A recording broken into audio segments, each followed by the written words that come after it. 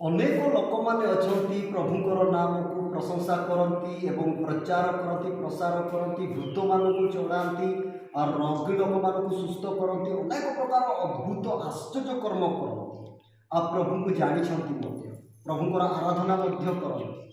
किंतु प्रभु डायरेक्टली से कहे मु तुम मानक जानी ना ये अधर्मचारी मैंने मो सम्मुख दूर तेरे कौन कले प्रभु आम को जानवे एवं आम मैंने प्रभुंर परिचित हो पार मोर प्रिय मैंने आम मैंने प्रभुंर आराधना कले आम प्रभु जानवे ना भूत मानक चढ़े प्रभु जानवे ना कि रोगी मानक सुस्थता कले प्रभु जानवे ना आश्चर्य अद्भुत कार्य कले प्रभु जानवे ना किंतु आम्भे मैंने जब प्रभुंर इच्छा साधन करुचु